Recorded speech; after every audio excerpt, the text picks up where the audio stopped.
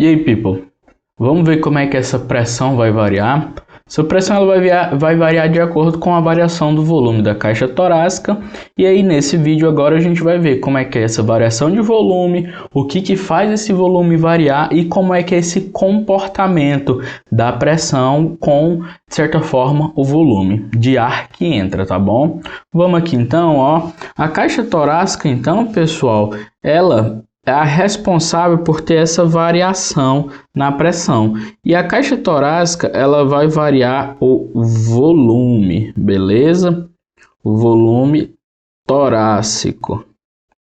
É por meio do volume torácico que a gente faz essa variação de pressão, beleza? O volume torácico, pessoal, ele varia nas suas três dimensões possíveis, olha só. Ele vai variar tanto na dimensão antero-posterior, certo? Ou seja, frente e trás, ele expande tanto para frente quanto para trás, né? Vai variar na direção lateral, bacana, e na parte vertical, superior e inferior. Então varia na vertical, nas três dimensões possíveis de se variar. E cada dimensão dessa que varia, né, que aumenta, tem de certa forma um responsável por ela. Por exemplo, o responsável por mexer, por exemplo, aumentar o diâmetro antero-posterior é o que? A elevação do osso externo. Olha aqui, ó, externo. Bacana? Que aí a gente até chama, né, esse movimento da elevação do externo do movimento de alavanca de bomba, tá? Tem esse nome que chamam, né? A gente pode ter a elevação, ó, quando fala do lateral das costelas, ou elevação costal, tá bom? Costela vem de costa, certo? Ou você pode ver também, isso é mais anatômico, tá? A elevação em... Gente, negócio de balde, na hora que eu lembrar eu falo aqui para vocês. Alça de balde, a elevação em alça de balde. E na vertical, que é devido que a contração do diafragma. Bacana? Então a gente tem essas aqui acontecendo. E aí quando a gente fala nessa questão de variação de volume, a gente tem que falar o que? Nos tipos de inspiração e nos tipos de expiração. Basicamente a gente classifica as duas em uma respiração tranquila ou em uma respiração que demanda de energia. Uma respiração tranquila é o que a gente diria tipo normal. A normal seria como você está aí na sua casa agora, sentado em homeostasia, tá bom? Sem demandar CO2, tá tranquilo, tá? Beleza? E quando a gente fala nisso, pessoal, eu posso falar que eu tenho uma normal ou tranquila inspiração e eu tenho uma expiração. Beleza? Tranquilo? Quando eu estou na normal ou tranquila, eu vou fazer o que? Para fazer uma inspiração, eu tenho que diminuir a pressão pulmonar. Para isso, eu tenho que aumentar o volume da caixa torácica. E aí eu vou aumentar nos diâmetros antero-posterior, lateral e vertical, nos três. Para isso, eu vou usar o auxílio de alguns músculos. O primeiro músculo aqui, ó, que você tem que saber é o diafragma. Ele é o músculo mais importante que a gente tem para essa inspiração. A contração do diafragma aumenta o que? O diâmetro vertical, certo? Além disso, a gente tem o intercostal. Olha só, intercostal externo. A gente tem que lembrar que os intercostais eu vou ter 3, né? Eu vou ter o intercostal externo, interno e intercostal íntimo. Aqui pra gente, quem a gente está usando, quem a gente está falando é o intercostal externo, tá bom? Beleza? E um último aqui, a gente tem que colocar, é o quem? Eu vou botar aqui embaixo, é o peitoral. É o peitoral, e vai ficar ruim, maior. Bacana? Peitoral maior acaba auxiliando nesta situação. Então esses são os músculos que você tem que lembrar para sua inspiração. Bacana? Para expiração, o que você tem que lembrar? A expiração é um processo passivo. Então, ó, ela não vai demandar de nenhum músculo. A expiração, pessoal, ela vai ser feita por meio da retração da caixa torácica. A retração elástica que tanto a minha caixa torácica quanto o meu pulmão tem. Beleza? Eles se comportam como verdadeiros elásticos, tá? No momento que eu aumento o volume, depois ela vai lá e diminui sozinho. A gente fala que isso é passivo, tá? Contudo, na sua prova, eles podem te questionar que princípio que rege isso. E o princípio que rege isso, ó, olha só, é a lei de Hooke. Lei de Hooke. Bacana? Então tem que lembrar disso, certo? Beleza. People, vimos a normal, vimos a tranquila. Vamos ver aqui, ó, a que eu posso dizer entre aspas a estressada. A que demanda, tem uma maior demanda de O2.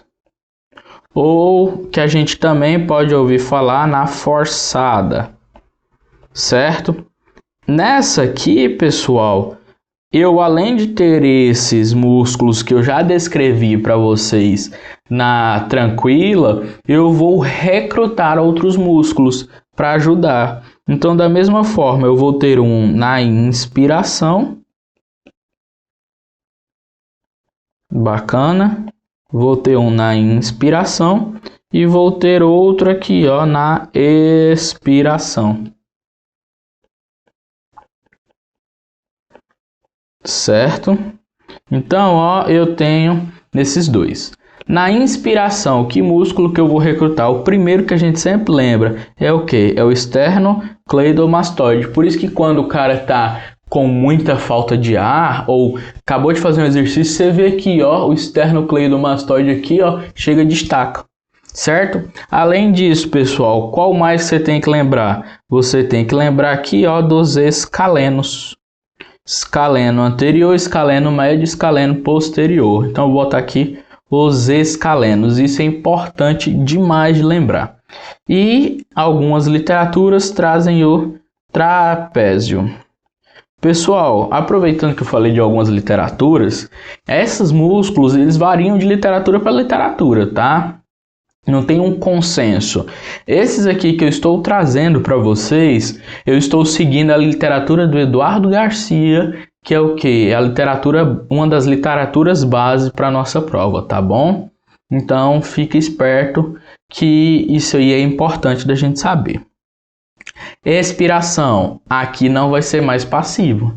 Eu necessito de acelerar, eu necessito de puxar mais O2 e jogar mais CO2 fora. Então eu vou ter ajuda de músculos. E aqui, ó, olha só quem ajuda.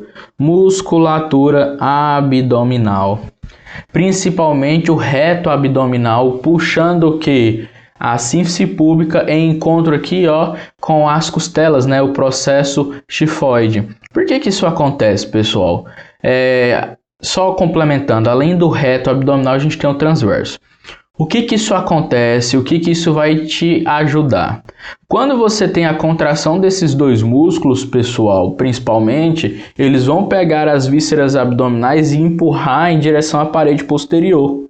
certo? Achatando elas dentro da cavidade, o quê? Abdominal. E aí no momento que se achata elas acabam o quê? Indo para baixo, onde eu vou ter o diafragma urogenital que não vai deixar expandir mais, e vou ter o diafragma aqui, ó, respiratório, tá? Respiratório. E aí no momento que ela pressiona aqui para cima, ó, ela joga o diafragma para cima, diminuindo o volume da caixa torácica.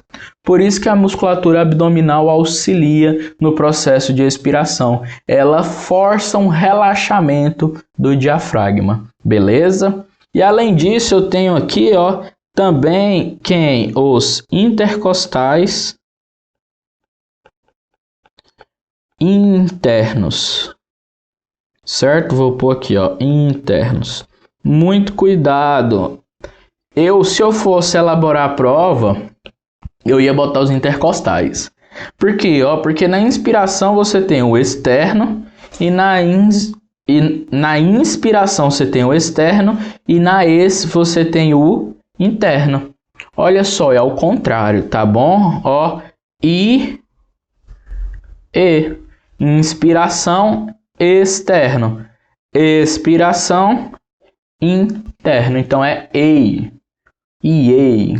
Beleza? Lembra desse jeito que vai te ajudar bastante. Beleza, people? Tranquilo? Vimos essas musculaturas, vimos como que vai fazer esse auxílio, né? Essas musculaturas podem cair também, né, na sua prova. Além disso, o que é importante de você ver? Você vê o comportamento dessa pressão e do volume de ar de acordo com o quê? Com o ciclo ventilatório que eu estou. Se eu estou na inspiração ou se eu estou na expiração. Então, ó, vou apagar a página e vamos falar um pouco sobre o que? Sobre pressão aqui. Então, people, vou colocar aqui, ó, que vamos falar sobre pressão, certo? E para falar disso, eu vou usar um gráfico que vocês já devem ter visto nos livros, né? Olha só, eu vou pegar, fazer um gráfico bem grande mesmo. Acho que aqui dá. E aí, ó, no eixo X. Eu vou tentar dividir isso aqui quase que no meio. Vamos ver, olha aqui, ó. Bacana. Por que eu dividi? Para eu dividir as fases, tá? Esse primeiro momento vai ser a inspiração. Bacana. Esse segundo momento vai ser a expiração. Certo? Beleza. Tranquilo. Aqui, pessoal, nós vamos usar dois momentos o gráfico. Vamos usar a parte superior aqui para a questão do volume e a parte inferior para a pressão. Vamos começar pelo volume. Fazer o volume aqui de preto. Aqui, ó, eu vou falar agora com vocês o volume de ar no pulmão. Olha só o que eu estou escrevendo. É o volume de ar que está entrando ou saindo do meu pulmão. Não estou falando de volume de caixa torácica, é coisa diferente. No momento da inspiração, o que acontece? Não começa a entrar ar dentro do meu pulmão? Se eu estou entrando ar dentro do pulmão, na inspiração, ó, eu aumento o meu volume pulmonar. Beleza? O ar está entrando. Então eu vejo aqui, ó, o aumento do volume pulmonar. Na expiração, eu estou colocando o ar para fora. Então, ó, como é que está o volume pulmonar? Ele diminui. Olha só. Bacana. Então, isso aqui a gente conversou falando que é o volume pulmonar. Cuidado, não estou falando de volume torácico, estou falando de volume pulmonar, certo? Inspiração, entrou ar dentro do pulmão, aumentou o volume. Expiração, saiu ar do pulmão, diminuiu o volume, certo? Aqui embaixo nós vamos falar sobre o comportamento das pressões. Então aqui eu vou falar de azul, ó, da pressão. E aí que pressão? Pressão pulmonar, né? Não tenho como alterar a pressão atmosférica. Eu mexo com a pulmonar. Durante a inspiração, o que tem que acontecer com o meu pulmão? Com a minha pressão pulmonar? Eu tenho que diminuir para tornar a pressão pulmonar menor do que a atmosférica. Então, ó, na inspiração, botar bem aqui, ó, a minha pressão, ó, cai lá embaixo, ó. Beleza? Tranquilo? E na expiração, eu tenho que aumentar a pressão, certo? Para eu expulsar o ar lá de dentro. Então, olha aqui, ó, na expiração, minha pressão aumenta. Bacana? Então, ó, essa pressão aqui que eu estou falando é a pressão pulmonar. Contudo, ó, a primeira coisa que eu vou falar, a pressão pulmonar são duas. Essa primeira que eu mostrei para vocês é o que a gente chama de pressão pleural. Guilherme, o que significa esse pleural? Vamos lá, pessoal. Lá da anatomia. A minha caixa torácica, pessoal, é quem cobre o meu pulmão. Contudo, dentro dessa caixa torácica, eu vou ter ela sendo forrada pelo quê? Pela minha pleura. Essa pleura que forra a caixa torácica eu chamo de pleura parietal, certo? E aí eu vou ter também uma pleura que forra o próprio pulmão. Essa pleura que forra o próprio pulmão é o que a gente chama de pleura visceral. Então, ó, vou ter uma pleura parietal aqui e uma pleura visceral. Aqui onde está a minha cara, ó, é o que? Fica um espaço com pequena quantidadezinha de líquido, só um fiozinho de líquido. Esse espaço é o que a gente chama de espaço pleural. Beleza? Dentro desse espaço pleural, ele tem que ter pressão negativa. Por que o espaço pleural tem que ter pressão negativa, pessoal? O pulmão, ele não tem nenhum ligamento nele ligando a caixa torácica. Ele voa, entre aspas, dentro da caixa torácica, certo? Então essa pressão negativa faz com que o quê? Essa pressão ser negativa suga o pulmão para perto da caixa torácica. Assim eu consigo o quê? De acordo com o meu movimento do meu tórax, eu consigo expandir ou diminuir o meu volume pulmonar. Beleza? Dessa forma que eu faço toda a mecânica ventilatória. E aí uma coisa que é importante, que essa pressão pleural, pessoal, ela sempre tem que ser o quê? Negativa. Então aqui, ó, ela é sempre negativa. Guilherme, não tem nenhuma situação que ela se torna positiva? Tem. Porém não é fisiológico, é patológico. Que é o pneumotórax que a gente vai conversar mais para frente, tá bom? É quando eu perco essa negatividade da pressão pleural. Ela gira em torno, ó, aqui, ó, na inspiração, no início aqui, ó, da inspiração, ela fica em torno de mais ou menos menos 4 centímetros de água. E lá no finalzinho, né, ó, ela pode chegar aqui, ó, a menos 7 centímetros de água. Ou seja, na inspiração, né, quando eu reduzo, ela chega a menos 7 centímetros de água. Na expiração, quando eu quero jogar o ar para fora, ela vai para menos 4 centímetros de água. Bacana? Beleza. Eu falei para vocês que eram duas, tá? A segunda que a gente tem é o que? É a pressão alveolar. Vou colocar ela sendo bem aqui. E ela tem um comportamento parecido também com a pressão pleural. Na inspiração, ó, eu diminuo ela, ó. Bacana. E na expiração, eu vou lá e aumento ela. Certo? Então, ó, na inspiração, olha só a diferença. Essa pressão aqui, ela pode chegar a, botar bem aqui, ó, a menos 1 centímetro de água. Ficou muito ruim aqui, né? Mas eu vou colocar bem aqui, ó. Ela pode chegar a menos 1 centímetro de H2O. Já aqui na sua parte superior, ó, que é na expiração, ela pode chegar a mais 1 centímetro de água. Ela pode ficar positiva. Olha a diferença.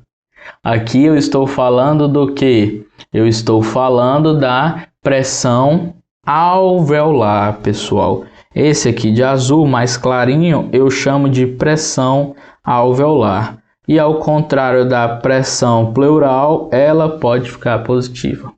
Beleza? Tranquilo? Então é isso aí, pessoal, de pressões que eu tenho para comentar com vocês. Muito cuidado com esse jogo de pressão. Só um a mais que talvez, não, acho que se eu não me engano nem no livro de biofísica fala, mas nos de fisiologia fala que entre essas duas aqui, ó, que eu estou pintando, né? Olha aqui, entre elas duas eu tenho uma segunda pressão, que é essa parte amarela que eu usei o marca-texto. Isso aí a gente chama de pressão transpulmonar, certo? Mas só a título de curiosidade mesmo para vocês, não acho que possa cair, só para deixar completo. Beleza? People, valeu!